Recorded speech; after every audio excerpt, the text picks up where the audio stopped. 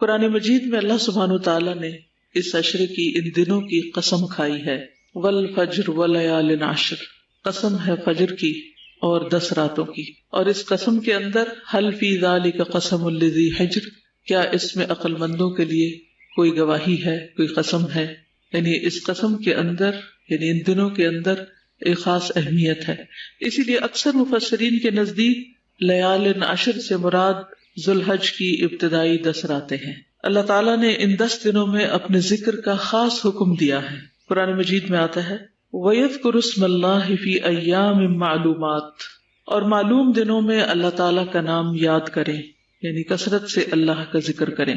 تو ان 10 دنوں میں کیے جانے والے اعمال اللہ تعالیٰ کو دیگر دنوں کی نسبت زیادہ محبوب ہیں۔ تو جو چیز اللہ تعالیٰ کو محبوب ہو وہ پھر ہمیں بھی محبوب ہونی چاہیے۔ تو اللہ سبحانہ وتعالیٰ کو کیا پسند ہے، کس چیز سے محبت ہے، کیا چیز اس کو اچھی لگتی ہے؟ ان دنوں میں کیے جانے والے نیک اعمال، یعنی آئندہ کے دنوں میں جو آپ اچھے عمل کریں گے، وہ عمل اگرچہ آپ سال کے باقی دنوں میں بھی کرتے ہیں، لیکن ان دنوں میں کرنے سے وہ کام اللہ تعالیٰ کو زیادہ پیارا ہوتا ہے۔ تو والذین آمنوا اشد حبا للہ، ایمان والے اللہ سبحانہ وتعالیٰ سے شدید محبت رکھتے ہیں۔ جب اللہ سے محبت رکھتے ہیں تو پھر اس کی علامت اور نشانی کیا ہے، اس کی دلیل اور گواہی کیا ہے کہ واقعی ہم اللہ تعالیٰ سے محبت رکھتے ہیں۔ ہم ان کاموں سے بھی محبت رکھتے ہیں، ان دنوں سے بھی محبت رکھتے ہیں، ان جگہوں سے محبت رکھتے ہیں، ان راتوں سے محبت رکھتے ہیں جن سے اللہ سبحانہ وتعالیٰ محبت رکھتا ہے۔ یعنی ہم ہر اس چیز سے محبت کرتے ہیں جس سے اللہ تعالیٰ محبت کرتا ہے۔ تو اللہ سبحانہ وتعالیٰ ان 10 دنوں میں کیے ہوئے نیک اعمال سے محبت رکھتا ہے۔ تو گویا کوئی بھی آپ اچھا کام کریں گے تو دل ہی دل میں خوش بھی ہو رہے ہوں گے کہ اللہ سبحانہ وتعالیٰ کو میرا یہ عمل پسند آ رہا ہوگا، اور یہ کام میں خالصتاً اللہ سبحانہ وتعالیٰ کے لیے کر رہی ہوں۔ تو ارشاد ہے قسم ہے فجر کی اور 10 راتوں کی، اور جفت کی اور طاق کی، یعنی ایون اور آڈ کی، اور رات کی جب وہ چلتی ہے، یعنی ہر رات آتی ہے، اور اسلامی کیلنڈر ویسے بھی رات سے شروع ہوتا ہے جب چاند نظر آ جاتا ہے۔ یقیناً اس میں عقل والے کے لیے بڑی قسم ہے، بہت کچھ سمجھنے کو ہے۔ تو اگر ہم عقل مند ہیں، سمجھدار ہیں، تو پھر لازمی طور پر ان آیات میں غور و فکر کریں گے، اور ان آیات میں جن 10 راتوں کا ذکر ہوا ہے ان راتوں میں نیک اعمال کریں گے۔ اور رات کا لفظ جب بولا جاتا ہے تو وہ صرف رات کے لیے نہیں ہوتا، اس سے مراد دن بھی ہوتا ہے۔ جیسے ہم جب دن بولتے ہیں تو اس سے مراد صرف دن نہیں ہوتا، کیا ہوتا ہے؟ رات بھی ہوتی، 24 آورز ہوتے ہیں۔ تو اسی طرح یہاں جب رات بولی گئی تو اس سے مراد صرف ذوالحج کی 10 راتیں نہیں، راتوں کی افضلیت کے اعتبار سے تو رمضان کے آخری عشرے کی 10 راتیں زیادہ افضل ہیں، لیکن یہاں رات سے مراد رات بھی ہے اور دن بھی ہے، یعنی دن میں عمل کریں یا رات میں عمل کریں تو یہ عمل آپ کا اللہ تعالیٰ کو زیادہ پیارا ہوگا۔ صحیح الترغیب والترہیب کی حدیث ہے، رسول اللہ صلی اللہ علیہ وسلم نے فرمایا دنیا کے دنوں میں افضل ترین دن 10 دن یعنی عشرہ ذوالحجہ ہیں۔ دنیا کے دنوں میں یعنی پوری دنیا میں دنوں کی جو گنتی ہے اور تعداد ہے یا جو دنوں کی فضیلت ہے ان میں سب سے زیادہ ان 10 دنوں کی ہے، پہلی ذوالحج سے لے کر 10 ذوالحج تک، اور پھر آگے ایام تشریق جو ہے ان کی اپنی ایک فضیلت ہے۔ اور ان دنوں میں کیا گیا عمل سب سے افضل عمل ہے۔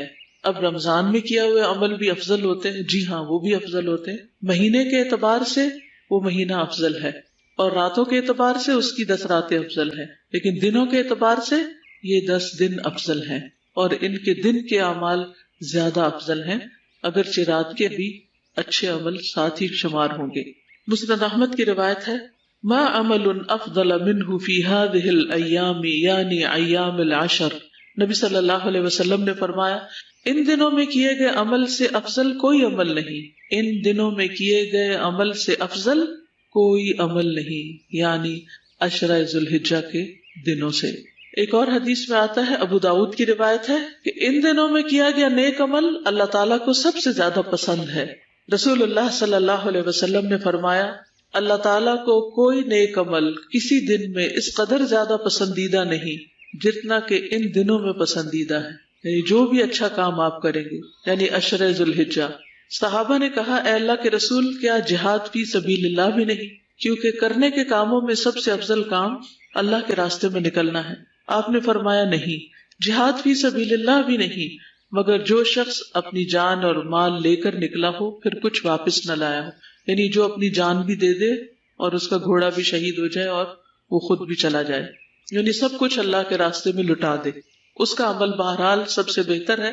لیکن ادروائز باقی جو کچھ بھی لوگ اچھے اچھے کام کر رہے ہیں ان سب کاموں میں ان دنوں میں کیے ہوئے کام اللہ کو پیارے ہیں. پھر اسی طرح صحیح ترغیب و ترہیب کی ایک اور حدیث میں آتا ہے ما من عمل ازکا عند اللہ، پیچھے تو احب الی اللہ آتا ہے اور یہاں ازکا ولا اعظم اجرا من خیر یعملہ فی اشر الاضحی. نبی صلی اللہ علیہ وسلم نے فرمایا اللہ کے نزدیک ذوالحجہ کے 10 دنوں میں نیک اعمال بہت زیادہ پاکیزگی اور بہت بڑے ثواب کا باعث ہے، یعنی اس سے انسان کے نفس کا تزکیہ بھی ہوتا ہے اور اجر میں بھی اضافہ ہوتا ہے، اعظم و اجرا ہے. صحیح ترغیب و ترہیب کی ایک اور حدیث سے پتہ چلتا ہے نبی صلی اللہ علیہ وسلم نے فرمایا اللہ تعالیٰ کے نزدیک عشرہ ذوالحجہ کے دنوں سے بہترین دن کوئی نہیں.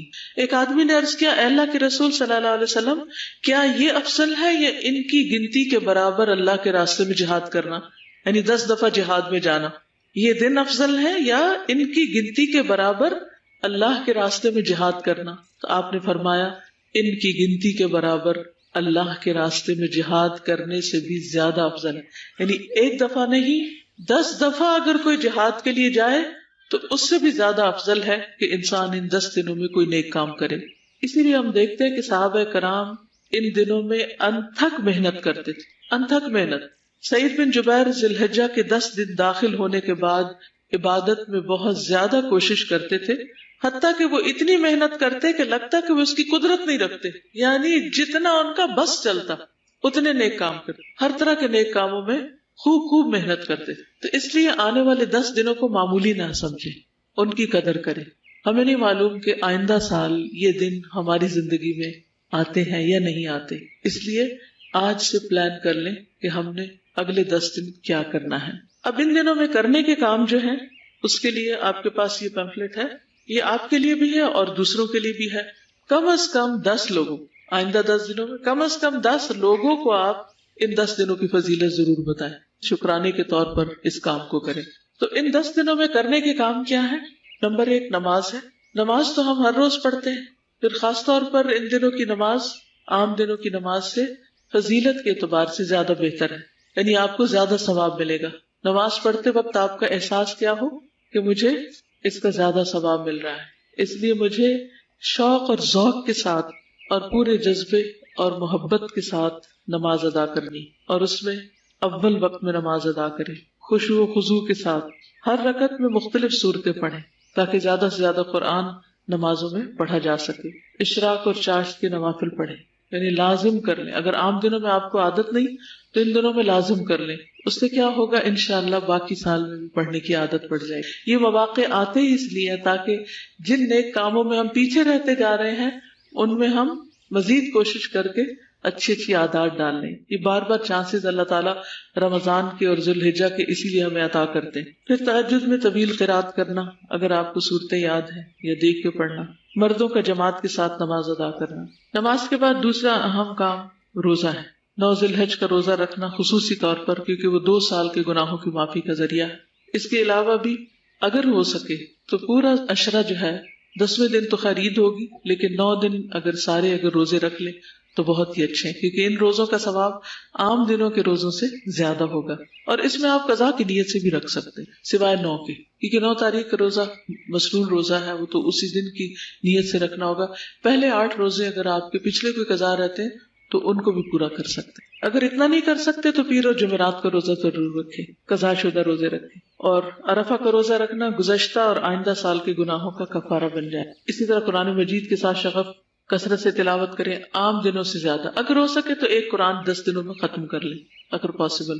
اگر نہ ہو سکے تو کم از کم جتنا بھی، لیکن میک شور کہ عام دنوں سے زیادہ پڑھنا ہے، ٹھیک ہے، چاہے ایک صفحہ ہی زیادہ کیوں نہ پڑھے.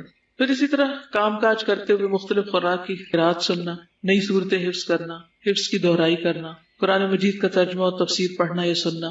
آپ لوگ تو ماشاءاللہ پہلے ہی ایک کام کر رہے ہیں لیکن ظاہر ہے کہ عشرہ صرف آپ لوگوں کے لیے نہیں باقی سب مسلمانوں کے لیے بھی ہے، تو ان کو بھی اس طرف راغب کریں. کہ مثلاً ان کو آپ سجیسٹ کر سکتے ہیں کہ ان دنوں میں ایک دن سورت یاسین کا سن لیں، ایک دن سورت الرحمن سن لیں، ایک دن سورت الملک سن لیں، ایک دن سورت الحجرات سن لیں. تو 10 دنوں میں اگر 10 صورتیں وہ ترجمہ تفسیر سے سن لیتے ہیں، اس سے کیا ہوگا؟ ان کے علم میں اضافہ ہوگا اور نیکی کے کاموں کا شوق پیدا ہوگا. پھر معنی پر غور و فکر اور دوسروں تک قرآن کا پیغام پہنچانا. پھر ذکر ہے، تحلیل، تکبیر اور تحمید کا اہتمام، صبح و شام کے اذکار کی پابندی، استغفار اور ذکر کی کثرت، درود شریف پڑھنا، مقبول اوقات میں دعائیں مانگنا، خصوصاً عرفہ کے دن، نئی دعائیں اور اذکار یاد کرنا. یہ جو دعائیں آپ یاد کر رہے ہیں ان کی مزید پابندی کرنا.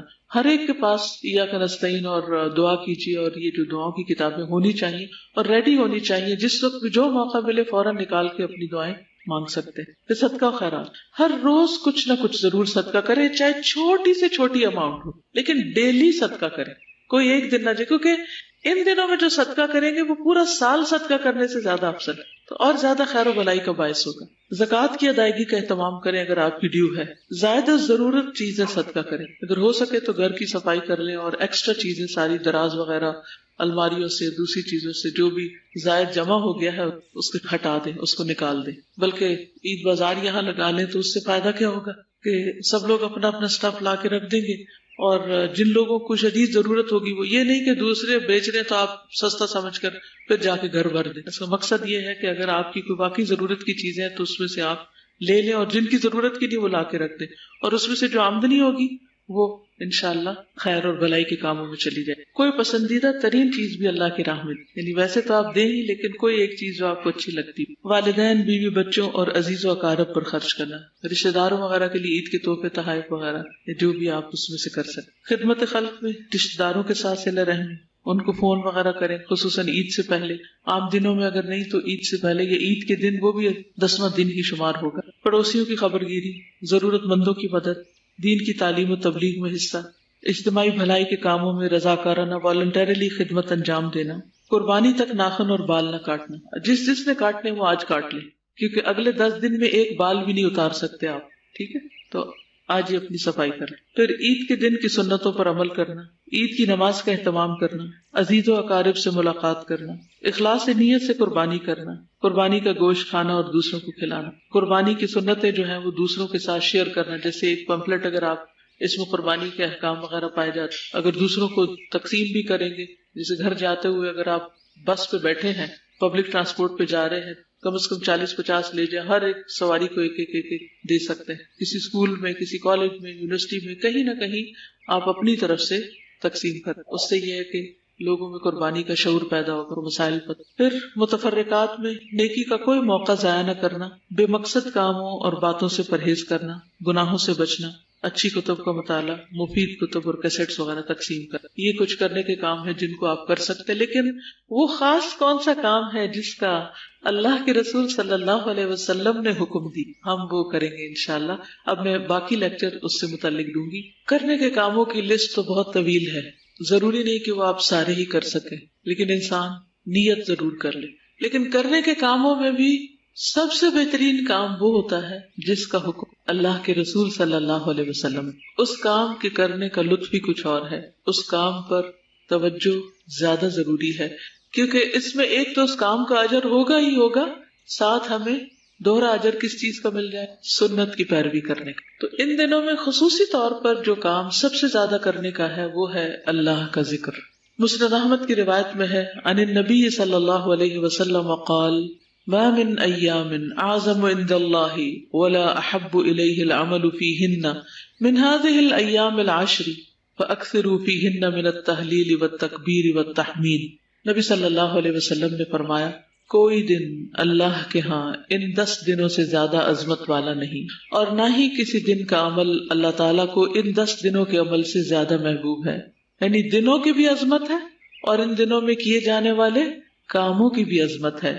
بس تم ان 10 دنوں میں کثرت سے تحلیل، تکبیر اور تحمید کہو، لا الہ الا اللہ، اللہ اکبر، الحمدللہ. تو کس چیز کے کرنے کا حکم دیا؟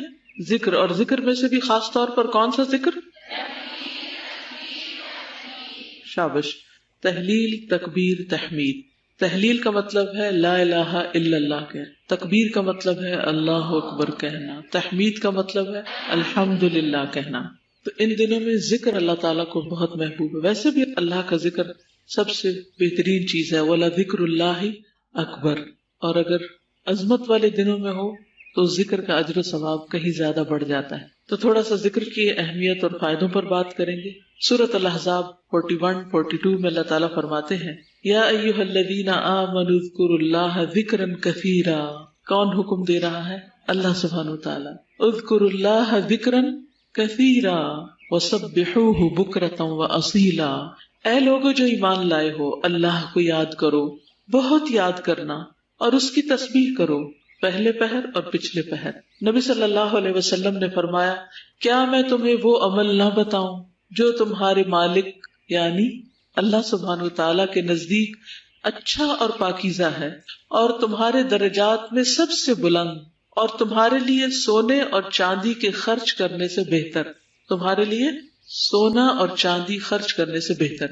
اب جس کے پاس سونا چاندی ہے وہ تو ان دنوں میں خرچ کرے گا انشاءاللہ اللہ کے راستے میں، لیکن جس کے پاس سونا چاندی نہیں پھر وہ کیا کرے؟ وہ بھی محروم نہیں، اس کو سونا چاندی والوں سے بھی زیادہ اجر مل سکتا ہے اگر وہ ذکر کا اہتمام کرے۔ اور تمہارے لیے اس سے بھی بہتر کہ تم دشمن سے ملو، تم ان کی گردنیں مارو اور وہ تمہاری گردنیں مارے، یعنی جہاد فی سبیل اللہ سے بھی بہتر، شہید ہونے سے بھی بہتر۔ صحابہ نے عرض کیا کیوں نہیں؟ آپ نے فرمایا اللہ کا ذکر، اللہ تعالی کا ذکر۔ لیکن ہمیں ذکر کا موقع کیوں نہیں ملتا؟ ذکر کی فرصت کیوں نہیں ملتی؟ آپ میں سے کوئی بتائے گا؟ ہم اور باتیں بہت زیادہ کرتے، تو جو شخص جتنی زیادہ غیر ضروری باتیں کرے گا اتنا زیادہ ذکر سے محروم ہوگا، خیر اور بھلائی سے محروم رہے گا۔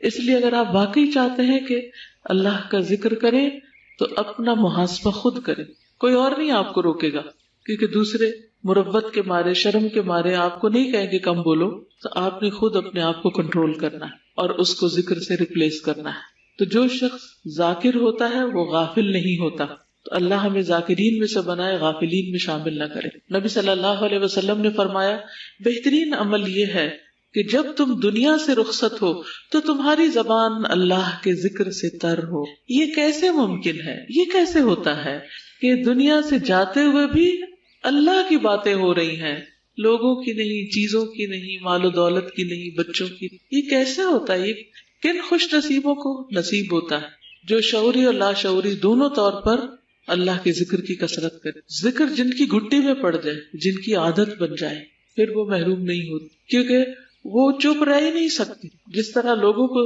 دنیا کی باتیں بہت اچھی لگتی ہیں اور وہ چپ نہیں رہ سکتے بولنے سے، اسی طرح کچھ لوگوں کو ذکر سے چپ نہیں آتی، وہ رہ ہی نہیں سکتے ذکر کے بغیر۔ ذکر ان کی تسبیح ہے، ذکر ان کی غذا ہے، ذکر ان کے لیے اطمینان قلب کا باعث ہے۔ نبی صلی اللہ علیہ وسلم نے فرمایا اللہ تعالیٰ فرماتا ہے میں اپنے بندے کے گمان کے ساتھ ہوں جو میرے متعلق رکھتا ہے، اور میں اس کے ساتھ ہوں جب وہ مجھے یاد کرتا ہے۔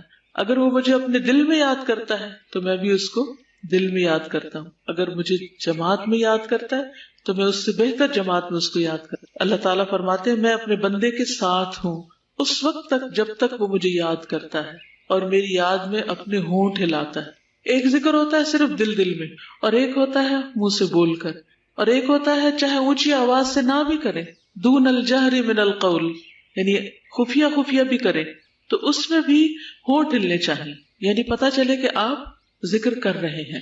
جو لوگ ذکر کریں گے وہ کامیابی سے یقیناً دوچار ہوں گے، یعنی کامیابی پائیں گے۔ سورۃ الجمعہ آیت 10 میں اللہ تعالیٰ فرماتے ہیں فاذکروا اللہ کثیرا لعلکم تفلحون، اور اللہ کو بہت یاد کرو تاکہ تم کامیاب ہو جاؤ۔ ہم میں سے ہر شخص چاہتا ہے کہ اسے کامیابی نصیب ہو، تو اس کے لیے بھی کیا کرنا ہوگا؟ ذکر کی کثرت۔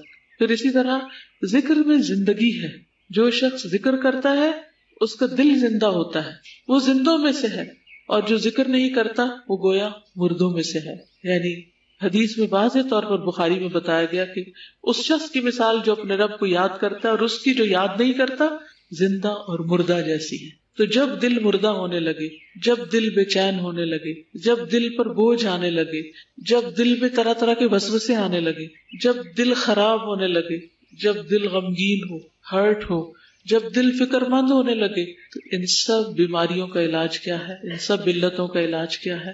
اللہ کا ذکر. کثرت سے کریں، صرف ذکر نہیں کریں، کثرت سے کریں حتیٰ کہ وہ کیفیت سب سائڈ ہو جائے، دور ہو جائے، اور یقینی طور پر دور ہو جائے گی، کیونکہ الذین آمنوا وتطمئن قلوبہم بذکر اللہ، جو لوگ ایمان لاتے ہیں ان کے دل اللہ کے ذکر سے مطمئن ہو جاتے ہیں، وہ ٹھیک ہو جاتے ہیں، شفا یاب ہو جاتے ہیں، کوئی صدمہ نہیں رہتا. الا بذکر اللہ تطمئن القلوب، خبردار اللہ کے ذکر سے دل مطمئن ہوتے ہیں. پھر اسی طرح شیطانی حملے کم ہوتے ہیں. دیکھیے نیکی کے کام نیکی کے خیال سے شروع ہوتے ہیں، تو شیطان آپ کے خیالات پہ کنٹرول کرتا ہے تاکہ آپ نہ اچھا سوچیں اور نہ اچھا کریں. جب اچھا سوچیں گے تو پھر اچھا کیے بغیر رہ نہیں سکیں گے، اور اگر نہ بھی کر سکے تو اجر ہی اجر پاتے چلے جائیں. تو اچھے کے بجائے برا کیوں سوچنے لگتے ہیں، منفی سوچوں کا شکار کیوں ہو جاتے ہیں؟ اس لیے کہ شیطان حملے کر رہا ہوتا ہے، شیطان وسوسے ڈال رہا ہوتا ہے. تو جس شخص کو بھی شیطانی وسوسوں سے نجات حاصل کرنا ہے اس کے لیے لازم ہے ذکر.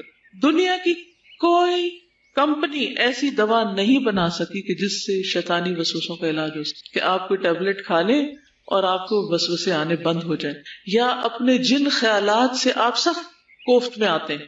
ہم سب جانتے ہیں نا کہ بعض اوقات ہمارے ذہن میں ایسی سوچیں آنے لگتی ہیں جن سے ہم خود بھی تنگ ہوتے ہیں. آپ کے ساتھ ایسا کبھی ہوا؟ کچھ چیزیں آپ سوچنا نہیں چاہتے لیکن بار بار آپ سوچے چلے جاتے، اور وہ خیال آپ کے دل کو پھر بھانے بھی لگتے، اور شیطان ان خیالات کو مزین بھی کر دیتا ہے، ان خیالات کو آپ انجوائے بھی کرنے لگتے ہیں، حالانکہ وہ بس خیالات ہی ہوتے ہیں، ان کی کوئی حقیقت نہیں ہوتی، اور وہ خیالات کبھی حقیقت میں بدل بھی نہیں سکتے. کچھ چیزوں کی چاہت ہو سکتی ہے، کچھ کی خواہش ہو سکتی، کچھ آپ ایسے دن میں خواب دیکھتے رہتے ہیں، اور جب کوئی کام کرنے لگتے ہیں اس پر فوکس کرنے کے بجائے کچھ اور ہی سوچنے شروع ہو جاتے ہیں. خصوصاً اسٹوڈینٹس کے ساتھ یہ مسئلہ بہت ہوتا ہے.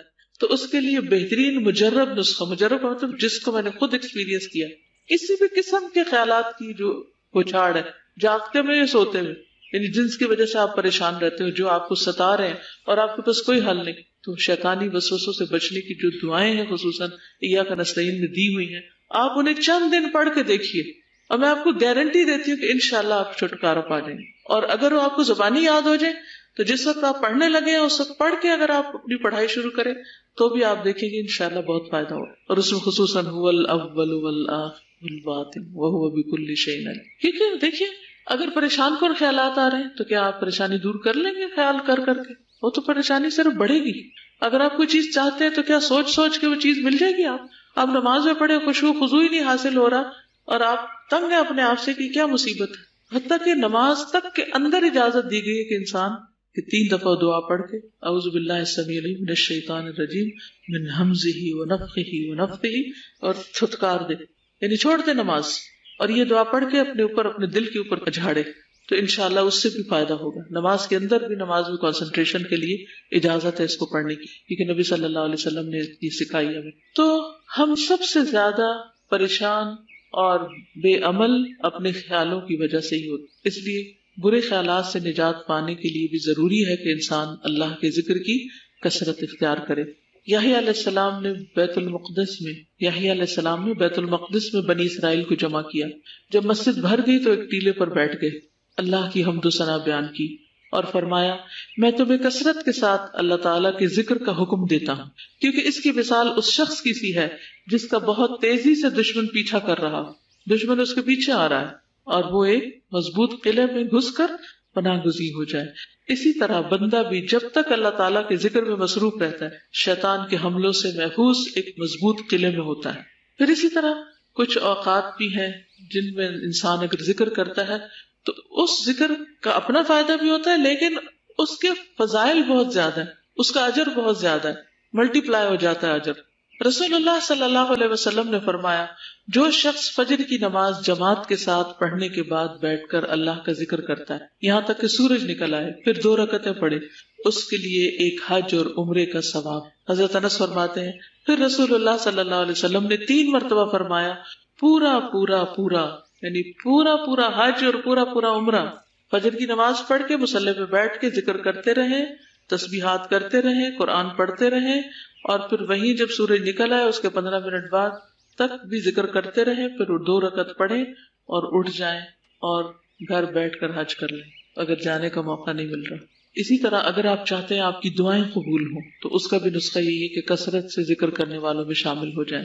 نبی صلی اللہ علیہ وسلم نے فرمایا 3 بندوں کی دعا رد نہیں کی جاتی، اللہ تعالیٰ سنتے ہیں. ان میں نمبر 1 اللہ کا کثرت سے ذکر کرنے والا، نمبر 2 مظلوم، اور نمبر 3 عادل حکمران. ایسے لوگ نہ صرف یہ کہ دنیا میں بلکہ آخرت میں بھی بہت سبقت لے جائیں گے، السابقون السابقون میں شامل ہو جائیں گے. نبی صلی اللہ علیہ وسلم نے فرمایا سبق المفردون، قالوا وما المفردون یا رسول اللہ، قال الذاکرون اللہ کثیرا والذاکرات.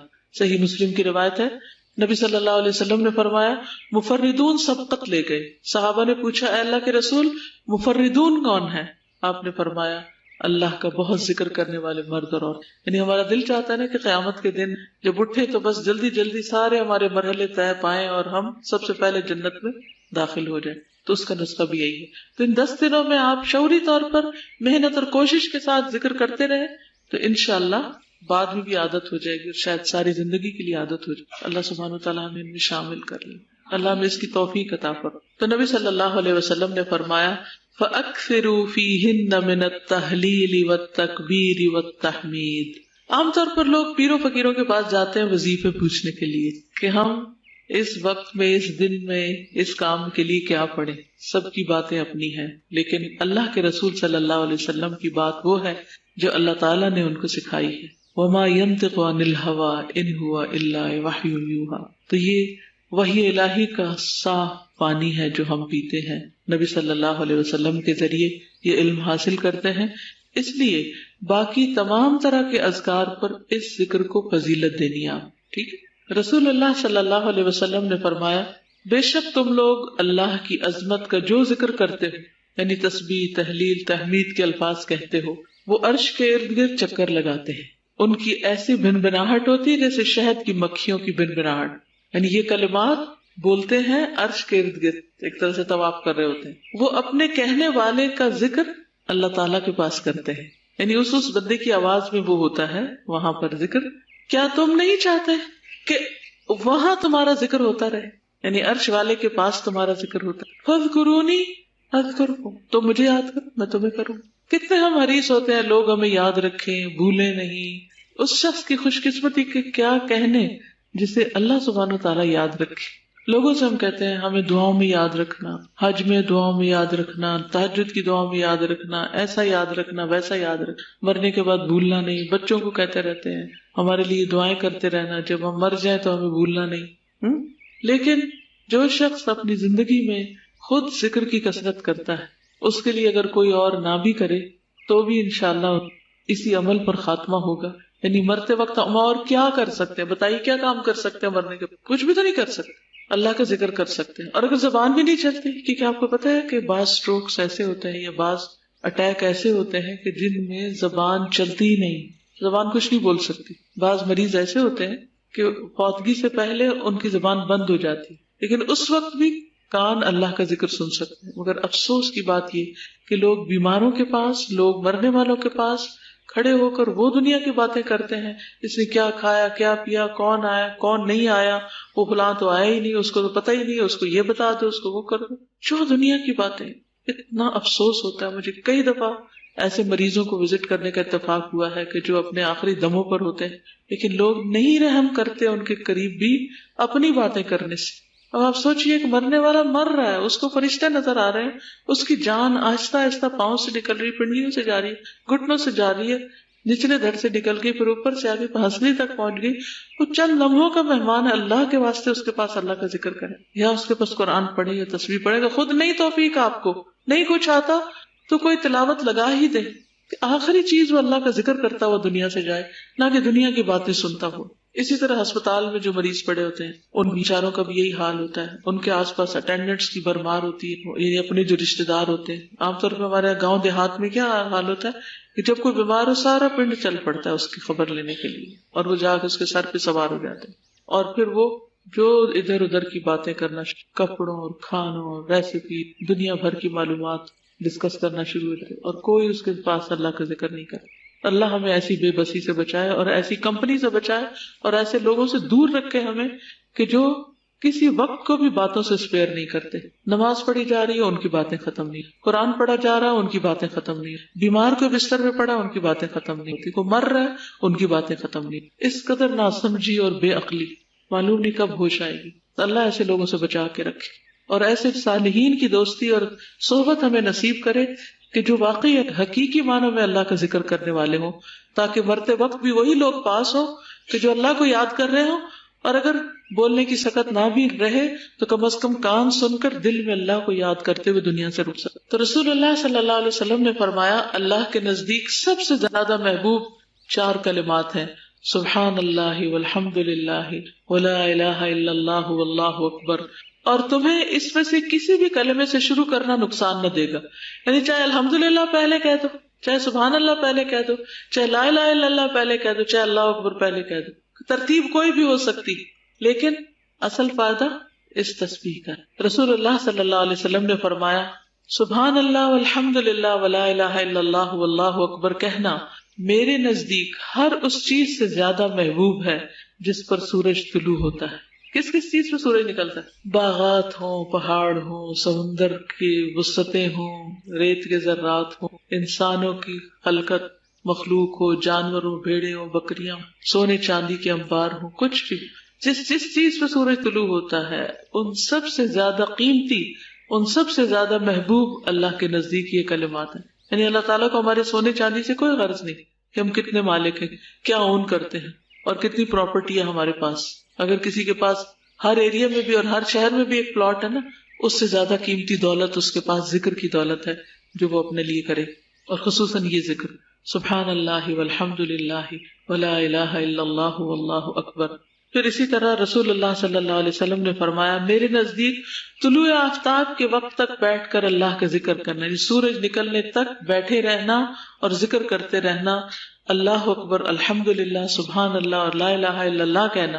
یعنی اس وقت جو میں نے بتایا نا کہ آپ چاشت کی نماز پڑھے, اشراق کی نماز پڑھے جو سورج طلوع ہونے کے بعد پڑھی جاتی ہے, تو اس وقت کو کیسے گزارے, وہ 15 منٹ کیسے گزارنے سورج نکلنے کے بعد کے, اس میں یہی ذکر کثرت سے کرے. ہو سکتا ہے کہ 1 تسبیح ہو جائے, 2 تسبیح ہو جائے, اور اتنے میں اس نماز کا وقت ہو جائے, پھر وہ نماز پڑھے. تو آپ نے فرمایا کہ اس وقت میں پڑھنا اسماعیل علیہ السلام کی اولاد میں سے 2 یا زیادہ غلام آزاد کرنے سے زیادہ بہتر ہے, اور نماز عصر سے غروب آفتاب تک اللہ کا ذکر کرنا میرے نزدیک اولاد اسماعیل میں سے 4 غلام آزاد کرنے سے بہتر ہے. آپ دیکھیں, ہم زندگی کا کوئی دن ہی یاد کر لیں جس میں ہم عصر کے بعد سے مغرب تک اٹھے ہی نہ اور ہم نے ذکر کیا, کوئی دن یاد کریں سوائے اعتکاف کے, اگر کسی کو نصیب ہوا ہے. اور لوگ اعتکاف میں بھی سیریس نہیں ہوتے, اس میں بھی ان کی توجہ اپنے سے زیادہ دوسروں پر ہوتی ہے اور ادھر ادھر گھوم پھر کے وقت پاس کرنے کی کوشش کرتے ہیں کہ اندر آ گئے, بیٹھ گئے, بس اب اعتکاف تو شمار ہو ہی رہا ہے, باقی اپنا دل بہلاؤ کسی بھی طرح. تو یہ سوچ مومن کی نہیں ہو سکتی, وہ اس وقت کو بھی بڑا قیمتی سمجھتا ہے. اگر پاسبل ہو ان دنوں میں سے کسی دن میں تو عصر کی نماز پڑھ کر بیٹھ جائیں اور مغرب تک 1 دن بریک لے لیں, 1 دن چھٹی لے لیں کاموں سے, وہ کام پہلے کر کے رکھ لیں, اور انہیں کہیں مجھے آج کے دن ذرا اندر بیٹھ کے کام کرنا ہے, مجھے کوئی ڈسٹرب نہ, گھورنے میں بیٹھ جائیں جا کے, اور کیا کریں, یہ تسبیحات کرتے ہیں. اصل میں ہم اکیلے بیٹھنے سے گھبراتے ہیں کیونکہ ہم اس قدر باتوں کے شوقین ہیں, اس قدر کمپنی کے شوقین ہیں کہ ہمیں اکیلے بیٹھنے سے وحشت ہوتی. پھر اکیلے بیٹھ جائیں تو پھر ہمارا ٹیلی فون ہمارے سر پہ سوار ہوتا ہے, ہم کچھ نہ کچھ پڑھتے لکھتے رہتے یا میسج کرتے رہتے یا پڑھتے رہتے ہیں, خوش ہوتے رہتے. دل بہلانے کا کام ہے نا, اس میں دل لگتا ہے. جس چیز میں دل لگتا ہے وہ گھنٹوں بھی ہمارے ہاتھوں میں ہوتا ہے, کوئی مشکل نہیں. لیکن تسبیح کرنے لگے, انگلیوں پہ گرنے لگے تو کہتے ہیں کتنا ہو گیا, ابھی کتنا ٹائم باقی ہے, اچھا اتنا ہو گیا. یعنی دل پر کتنا بوجھل ہے یہ سب کچھ. ہم اپنے دلوں کا جائزہ تو لیں. ہمیں 100 کام یاد آ جائیں گے, اچھا وہ میں نے فلاں کو یہ میسج دینا تھا, فلاں کام کرنا تھا, یہ بھی تو میں نے وعدہ کیا تھا, اور اس طرح اس وقت کو گزار دیں. تو کوشش کریں ان 10 دنوں میں سے کم از کم 1 دن عصر کی نماز کے بعد سے لے کے مغرب تک اللہ کا ذکر کریں. رسول اللہ صلی اللہ علیہ وسلم نے ایک اور مرتبہ فرمایا واہ واہ بخ بخ, اور اپنے ہاتھ سے 5 کا اشارہ کیا, یعنی ایسے 5 انگلیاں اٹھائیں. فرمایا یہ میزان میں کتنی بھاری ہوں گی. سبحان اللہ والحمد للہ ولا الہ الا اللہ واللہ اکبر. اور 5ویں چیز, کسی کا فوت ہونے والا نیک بیٹا جس کا باپ ثواب کی امید رکھ کر صبر کرے. یعنی 4 یہ اذکار اور 5واں نیک بچے کی وفات پر صبر کر. اب آپ دیکھیے وہ کتنا بڑا صدمہ ہو سکتا ہے نا, بیٹا بھی اور وہ جوان بھی اور وہ نیک بھی اور فرما بردار بھی، اس کا کھو جانا کتنے بڑے دکھ کا باعث ہو سکتا ہے، اور اس پر صبر کتنے بڑے اجر کا باعث ہے. اس کے برابر ہے یہ کام. سبحان اللہ والحمد للہ ولا الہ الا اللہ واللہ اکبر پڑھ، اتنا بڑا اجر ہے اس کا. میں اتنی تاکید اور تقریر کیوں کر رہی ہوں پتہ ہے آپ کو؟ کیونکہ ہم پڑھتے بہت کچھ عمل نہیں کرتے. میں چاہتی ہوں کہ کچھ بھی ہو ان 10 دنوں میں آپ اپنا وتیرہ بنا لیں، وظیفہ بنا لیں کہ کر کے چھوڑنا ہے، نیت کر لیں، ارادہ کر لیں. اور ان دنوں میں obviously عید کی چھٹیاں ہوں گی یا کچھ بھی ہو سکتا ہے کہ آپ یہاں سے جس دن ہاسٹل سے ٹریول کر رہے ہو گھر کو، تو اس وقت آپ کا عصر سے لے کر مغرب تک کا ٹائم آپ بس میں ہو یا کسی ٹریولنگ ٹائم ہو، تو اس وقت کسی سے کوئی بات نہ کریں، سارا وقت صرف یہی اذکار کر لیں تو تب بھی آپ کا وہ پورا ہو جائے. اسی طرح اگر آپ کو ہی کھانا بنانا ہے، گھر میں کوئی اور نہیں کام کرنے والا، تو مجبوری ہے وہ کھانا بنانے کا بھی وقت ہو سکتا ہے، تو اس وقت کسی سے بات نہ کرے، سب کو چپ کرا دے، فون بھی بند کر کے کہیں رکھ دے، اور صرف اسی تسبیح کی کثرت کرتے رہے. ہو سکے تو 10 دن کر لیں، نہیں تو کم از کم 1 دن کے لیے تو ضرور. ابو ہریرہ رضی اللہ عنہ کہتے ہیں کہ رسول اللہ صلی اللہ علیہ وسلم نے فرمایا اپنا بچاؤ حاصل کر لو. صحابہ نے کہا اللہ کے رسول کیا دشمن آ گیا ہے؟ آپ نے فرمایا نہیں، لیکن جہنم سے تمہارا بچاؤ. سبحان اللہ والحمد للہ ولا الہ الا اللہ واللہ اکبر پڑھو. یہ کلمات قیامت کے دن تمہارے آگے آ کر، تمہارے پیچھے آ کر تمہارا بچاؤ کریں گے. اور یہی کلمات باقیات الصالحات ہے. المال والبنون زینت الحیات الدنیا والباقیات الصالحات خیر عند ربک ثوابا وخیر املا. اب آپ دیکھ رہے ہیں یہ سارے فوائد کس تسبیح کے ہیں؟ انہی تسبیحات کے جن کی آپ نے اس عشرے میں پڑھنے کی تلقین کی. پھر اسی طرح نبی صلی اللہ علیہ وسلم نے فرمایا اللہ نے 4 کلمات چنے ہیں، سبحان اللہ والحمد للہ ولا الہ الا اللہ واللہ اکبر. جس نے سبحان اللہ کہا اس کے لیے 20 نیکیاں لکھ دی جاتی ہیں، 20 برائیاں مٹا دی جاتی ہیں. جس نے اللہ اکبر کہا اس کے لیے بھی اسی طرح، جس نے لا الہ الا اللہ کہا اس کے لیے بھی اسی طرح. تو جتنے آپ کے اسٹیٹس ہیں پروفائلز کے، ان سب میں یہی تسبیح لکھ دیں، تاکہ صرف آپ ہی نہیں پڑھے بلکہ کوئی اور بھی پڑھے تو اس کو، اور ہر ایک کو یاد دہانی بھی کرائے. ڈیلی اپنے دوستوں کو، رشتہ داروں کو اپنے میسیجز پر یاد دہانی کراتے رہے، کیونکہ آپ کی وجہ سے جتنے لوگ پڑھیں گے ان سب کا اجر بھی آپ کو ملے گا، اور اس سے آپ کی نیکیاں کئی گنا زیادہ ہو جائیں. پھر اسی طرح تمام گناہوں کی بخشش کا ذریعہ ہے کہ زمین پر کوئی شخص ایسا نہیں جو لا الہ الا اللہ واللہ اکبر ولا حول ولا قوت الا باللہ کہے مگر اس کے تمام گناہ معاف کر دیے جاتے ہیں، اگرچہ سمندر کی جھاگ برابر ہی کیوں نہ. تو جن لوگوں کو اپنے گناہوں سے خوف آتا ہے، اپنی کوتاہیوں سے، اپنی پچھلی زندگی سے جو اللہ کی نافرمانی میں گزری، جو غفلت میں گزری، جو اللہ اور اس کے دین کی گستاخی میں گزری، تو اس کا ازالہ بھی اس میں موجود ہے. کتنا مہربان ہے ہمارا رب. انس رضی اللہ عنہ کہتے ہیں ایک بدو نبی صلی اللہ علیہ وسلم کے پاس آیا، کہا اے اللہ کے رسول مجھے کسی بہترین چیز کی تعلیم دیں.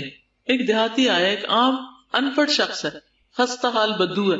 کس کا خیال ذہن میں آ رہا ہے کہ اب آپ کس کو کیا سکھا سکتے ہیں؟ آپ کے آس پاس کوئی بدو رہتے ہیں، ان پڑھ لوگ رہتے ہیں جن کو کچھ آتا نہیں ہے، انہیں بھی تو نیکی میں شریک کرنا ہے نا.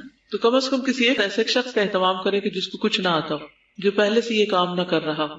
تو آ کے کہتا ہے مجھے کسی بہترین چیز کی تعلیم دے. اگر ہم سے کوئی آ کے یہ پوچھے کہ مجھے کسی بہترین ایجوکیشن کے لیے گائیڈ کرے تو ہم کیا کریں گے؟ ہم سے ہارورڈ جانے کا مشورہ. تو نبی صلی اللہ علیہ وسلم نے کسی بھی طبقے کے کسی بھی انسان کو، کیونکہ سب انسانوں کا دل ہے نا، سب انسانوں کی آخرت ہے، سب کا حساب کتاب ہے، سب کا جواب ہے، یہ دین سب کے لیے، کسی کو بھی محروم نہیں چھوڑا. تو نبی صلی اللہ علیہ وسلم نے اس کا ہاتھ پکڑ لیا. آپ کی تعلیم کا ایک خاص انداز ہے یہ. عبداللہ بن مسعود کہتے ہیں نا کہ آپ نے مجھے اتحیات اس طرح سکھائی تھی کہ میرا ہاتھ آپ کے 2 ہاتھوں کے بیچ میں تھا. ایک ہے ایک ہاتھ سے ہاتھ پکڑنا، اور ایک ہے 2 ہاتھوں کے بیچ میں ہاتھ پکڑنا. تو ہاتھ پکڑ کر آپ صلی اللہ علیہ وسلم نے یہ سکھایا، فرمایا سبحان اللہ والحمد للہ ولا الہ الا اللہ واللہ اکبر کہو یہ. اب آپ نے بھی اپنی میڈ کا یا اپنے کسی ایسے شخص کا جو خستہ حال ہے، جس کچھ نہیں آتا، اس کا ہاتھ پکڑ کے سکھانا. اس ہاتھ پکڑنے سے اور کیا فوائد ہوں گے، اور کیا فائدہ ہو سکتا ہے؟ محبت اور شفقت اور اس کو انکریجمنٹ ہوگی. ورنہ یہ جو ڈفرنس ہے نا بہت بڑا کر لیا ہم نے لوگوں کے درمیان، کہ غریب طبقہ، ان پڑھ طبقہ، ان ایجوکیٹڈ طبقہ اور عام بڑے پڑھے لکھے لوگ سو کالڈ، وہ پھر آپس میں کہیں اکٹھے ہی نہیں ہوتے، اور یوں لگتا ہے جیسے ہم تو ان کے قابل نہیں، اور وہ دور دور رہتے ہیں. اس ڈسٹینس کو کم کرنے میں بہت مدد ملتی، اور ایک اعتماد بحال ہوتا ہے، ایک ٹرسٹ قائم ہوتا ہے، جس کی وجہ سے آپ بہترین طریقے سے سکھا سکتے ہیں جی، وہ اٹینٹو بھی ہو جائے گا اور اس کا ڈر خوف نکل جائے گا. ورنہ ان پڑھ لوگ پڑھے لکھوں سے ڈرتے ہیں نا. آپ کا اپنا دل نرم ہوگا، آپ کو سکھا کے جو خوشی اور راحت محسوس ہوگی وہ ویسے نہیں. انس رضی اللہ عنہ کہتے ہیں ایک بدو نبی صلی اللہ علیہ وسلم کے پاس آیا اور کہا اے اللہ کے رسول مجھے کسی بہترین چیز کی تعلیم دے. نبی صلی اللہ علیہ وسلم نے اس کا ہاتھ پکڑا اور فرمایا کہو سبحان اللہ والحمد للہ ولا الہ الا اللہ واللہ اکبر. بدو نے ان 4 چیزوں کو اپنی انگلیوں پر گن لیا اور چل دیا. لیکن خستہ حال بدو سوچنے لگ گیا. اس نے واپس آ کر کہا اے اللہ کے رسول صلی اللہ علیہ وسلم سبحان اللہ والحمد للہ ولا الہ الا اللہ واللہ اکبر، یہ سارے تعریفی کلمات اللہ تعالیٰ کے لیے، میرے لیے کیا ہے؟ آپ نے فرمایا اے عربی جب تم سبحان اللہ کہو گے تو اللہ تعالیٰ کہے گا تم نے سچ کہا، جب تم الحمدللہ کہو گے تو اللہ تعالیٰ فرمائے تم نے سچ کہا، جب تم لا الہ الا اللہ کہو گے تو اللہ تعالیٰ فرمائے سچ کہا، جب تم اللہ اکبر کہو گے تو اللہ تعالیٰ فرمائے سچ کہا، اور جب تم اللہم اغفر لی کہو گے تو اللہ تعالیٰ کہے گا میں نے بخش. دیکھیے تھا وہ بدو لیکن اس کا سوال کتنا اچھا تھا، اور اس سوال سے ہمیں بھی ایک عقل آ گئی کہ ان تسبیحات کے بعد اللہم اغفر لی بھی کہیں تاکہ ہمارے گناہ معاف ہو. جب تم اللہم ارحمنی کہو گے تو اللہ تعالیٰ فرمائے گا میں نے رحم کر دیا، جب تم اللہم ارزقنی کہو گے تو اللہ تعالیٰ فرمائے گا میں نے رزق دینے کا فیصلہ کر دیا. تو ان دنوں میں ان تسبیحات کے ساتھ ساتھ بخشش، رحمت اور رزق بھی مانگنا ہے. بدو نے اپنے ہاتھ پر یہ 7 کلمات شمار کیے پھر چل دیے، 7 باتیں سیکھ گیا اور عمل کرنے کے لیے چلا گیا. اور بہت سے بڑے بڑے کام کرنے والوں سے ہو سکتا ہے اجر و ثواب میں آگے بڑھ گیا ہو اس پر عمل کر کے، کیونکہ ساری بات عمل کی ہے. رسول اللہ صلی اللہ علیہ وسلم نے فرمایا کچھ دعائیں ایسی ہیں جن کو 100 مرتبہ پڑھنے والا کبھی محروم نہیں ہوتا، اور وہ ہیں سبحان اللہ والحمد للہ ولا الہ الا اللہ واللہ. پھر اسی طرح یہ آگ سے بچاؤ کا ذریعہ بھی ہے. رسول اللہ صلی اللہ علیہ وسلم نے فرمایا بنی آدم کے ہر انسان کو 360 جوڑوں پر پیدا کیا گیا ہے، بس جو شخص اللہ اکبر، الحمدللہ، لا الہ الا اللہ، سبحان اللہ، استغفر اللہ کہے اور لوگوں کے راستے سے پتھر یا کانٹا یا ہڈی ہٹا دے یا نیکی کا حکم دے یا برائی سے روکے، 360 جوڑوں کی گنتی کے برابر وہ سب کام کرے تو اس دن یوں چلتا ہوگا کہ اس نے اپنے نفس کو جہنم کی آگ سے آزاد کر لیا ہوگا. یعنی اگر روز کی یہ تسبیح آپ پڑھ لیں تو گویا آپ نے اپنے لیے جہنم سے آزادی خرید لی. ہر کلمے کے بدلے جنت میں درخت لگتا ہے. اب آپ دیکھیے اللہ تعالیٰ جواب دیتے ہیں، جنت میں درخت لگتا ہے، جہنم سے نجات ہوتی ہے، رزق ملتا ہے، کس قدر فوائد ہیں. لیکن پھر بھی اگر ہم نہ پڑھیں تو محرومی اس کی ہے جو نہ پڑھے. رسول اللہ صلی اللہ علیہ وسلم نے فرمایا جس رات مجھے معراج کروائی گئی میری ملاقات ابراہیم علیہ السلام سے ہوئی. انہوں نے کہا اے محمد صلی اللہ علیہ وسلم اپنی امت کو میری طرف سے سلام پیش کرنا اور بتانا کہ جنت کی مٹی پاکیزہ اور عمدہ ہے، اس کا پانی میٹھا ہے لیکن وہ ایک چٹیل میدان ہے. سبحان اللہ، الحمدللہ ولا الہ الا اللہ واللہ اکبر کہنا، وہاں درخت لگانا ہے. تو یہ کلمات نہ صرف یہ کہ گناہوں سے چھٹکارے کا ذریعہ ہے بلکہ جنت میں درخت لگانے کا ذریعہ بھی.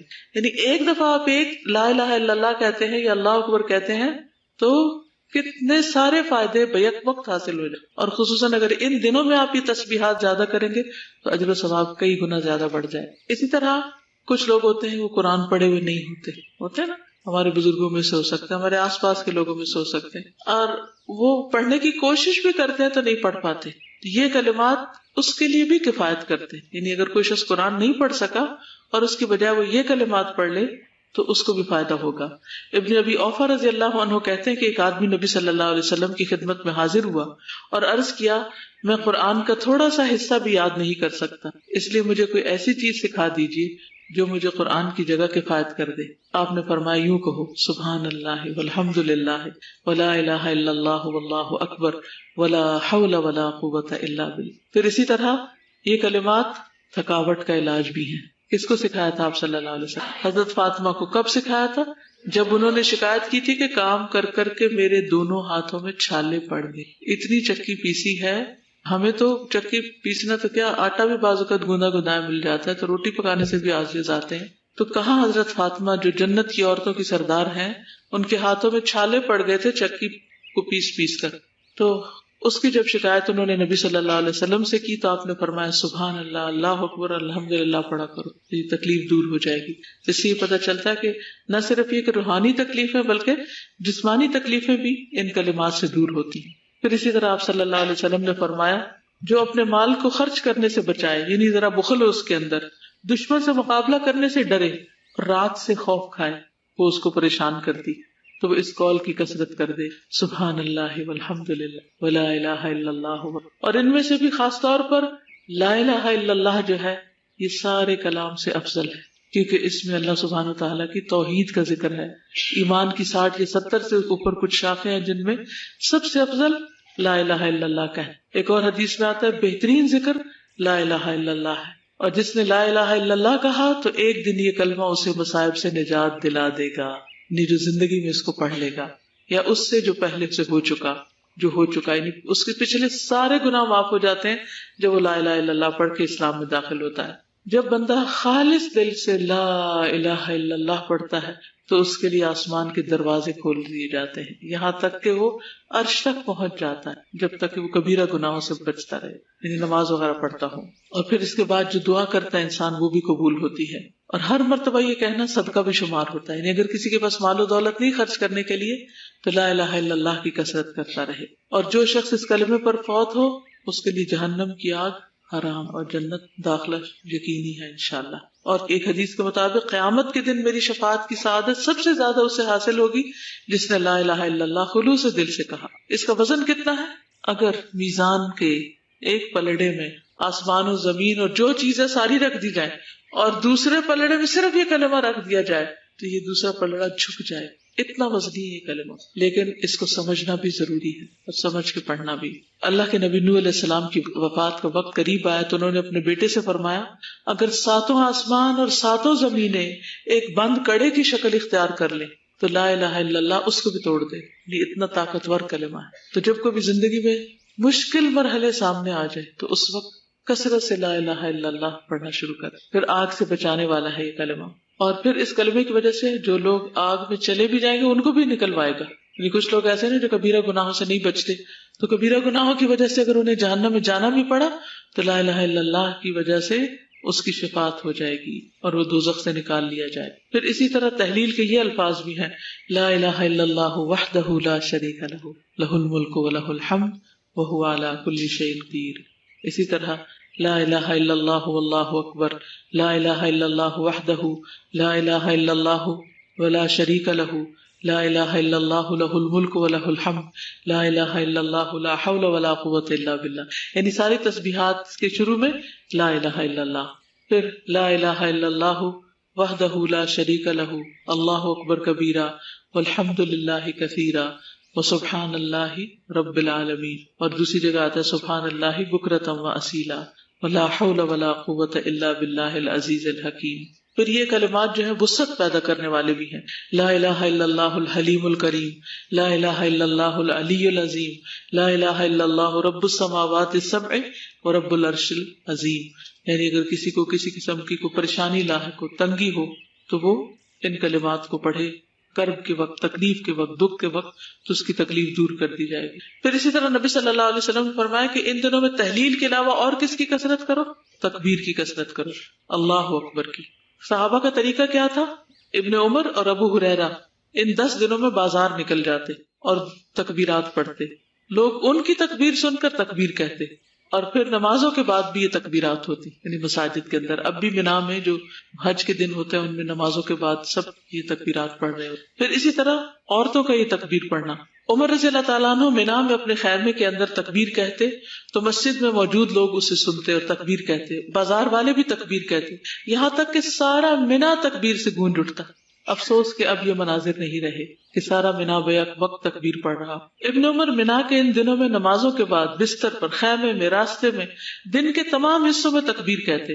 میمونہ رضی اللہ عنہا یوم النحر میں تکبیریں کہتی، عورتیں ابان بن عثمان اور عمر بن عبدالعزیز کے پیچھے مسجد میں مردوں کے ساتھ تکبیریں کہا کرتے، اور پھر بلند آواز سے تکبیرات پڑھنا۔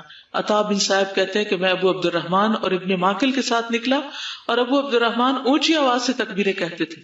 اونچی آواز سے پڑھنے کا کیا فائدہ ہے؟ تاکہ دوسروں کو بھی یاد دہانی ہو جائے۔ کتنا اچھا لگتا ہے کہ جس طرف سے بھی انسان گزرے تکبیر کی آواز آ رہی ہے، اگر وہ بھولا ہو تو وہ بھی یاد کر لے۔ پھر اسی طرح قرآن مجید میں اللہ تعالیٰ فرماتے ہیں وَقُلِ الْحَمْدُ لِلَّهِ الَّذِي لَمْ يَتَّخِذْ وَلَدًا وَلَمْ يَكُنْ لَهُ شَرِيكٌ فِي الْمُلْكِ وَلَمْ يَكُنْ لَهُ وَلِيٌّ مِّنَ الذُّلِّ وَكَبِّرْهُ تکبیرا. تو اس سے کیا پتہ چلتا ہے کہ اللہ کی بڑائی بیان کرو، خوب خوب بڑائی بیان کرنا، اس کا حکم اللہ تعالیٰ نے خود بھی دیا. نہیں تکبیر کا مطلب کیا؟ اللہ کو بڑا کہنا، زبان سے بھی اس کا اقرار کرنا کہ اللہ سب سے بڑا ہے. رسول اللہ صلی اللہ علیہ وسلم کی آزاد کردہ لونڈی سلمہ نے عرض کیا، اے اللہ کے رسول مجھے کچھ کلمات بتائیے لیکن زیادہ نہ ہو. تو آپ نے فرمایا اللہ اکبر 10 مرتبہ پڑھا کرو. واللہ، اور اللہ تعالیٰ فرماتا ہے کیا یہ میرے لیے ہے، یعنی اللہ تعالیٰ اس کو ایکسپٹ کرتا ہے. پھر اگر کوئی 100 دفعہ پڑھتا ہے اللہ اکبر اللہ